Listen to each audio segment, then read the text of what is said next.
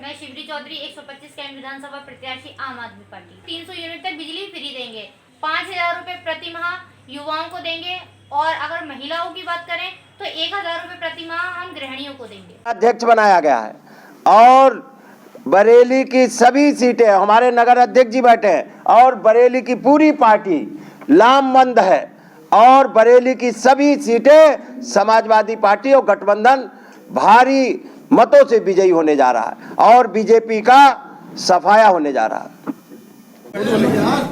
भाई साहब थोड़ा सा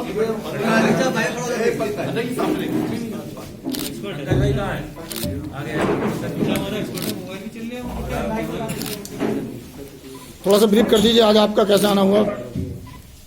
तो आज बरेली जनपद में जनसंपर्क अभियान पे मैं निकला हूँ। उसके तहत अभी बिथरी चैनपुर में एक मीटिंग हुई, उसके बाद में अभी नवाब।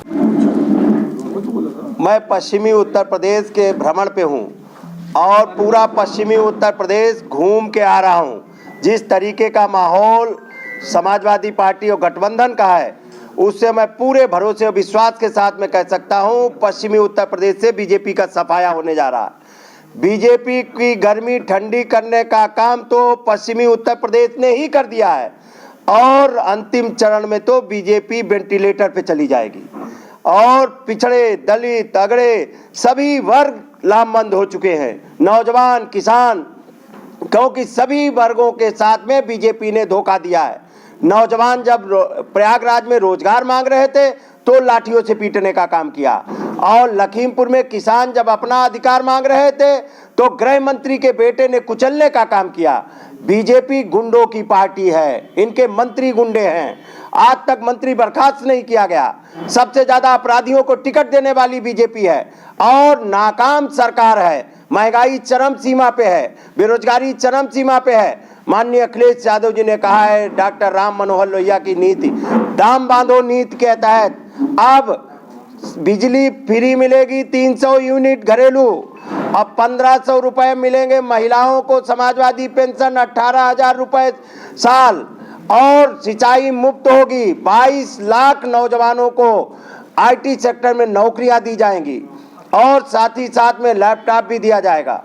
और जिस तरीके से बीजेपी ने नौजवान और किसानों को कुचलने का काम किया है और किसान को भी एमएसपी देने का काम समाजवादी पार्टी करेगी और जिस तरीके से बीजेपी हर मोर्चे पे विफल रही है और कई दौर आए, चाहे कोरोना काल आया तब भी बीजेपी नाकाम रही, ऑक्सीजन तक नहीं दे पाई। जब श्रमिक पैदल चल रहे थे तो साधन तक नहीं दे पाए। ये बीजेपी ने जिस तरीके से पिछड़े और दलितों का आरक्षण खत्म किया है, माननीय अखिलेश यादव जी ने कहा है हमारी सरकार बनेगी तो जाति जनगणना कराएंगे, आबादी के हिसाब से सबको हक और अधिकार देने का काम करेंगे। राजपाल जी, एक सवाल ये है कि धीरे धीरे चुनाव मुद्दों से भटकता जा रहा है। अब जो सवाल आ रहा है सिर्फ हिंदू मुस्लिम, क्या अब हिंदू मुस्लिम की राजनीति होगी? चुनाव क्या विकास पे होगा या सिर्फ हिंदू मुस्लिम पे होगा? बीजेपी विकास के मुद्दे पे भाग रही है, विकास पे चर्चा करने के लिए नहीं तैयार है। हमारे नेता माननीय अखिलेश यादव जी विकास की बात कर रहे हैं, हम विकास पे बहस करने के लिए तैयार हैं, हम बेरोजगारी पे बहस करने के लिए तैयार हैं, हम महंगाई पे बहस करने के लिए तैयार हैं। लेकिन बीजेपी केवल हिंदू मुसलमान का मुद्दा बना रही है।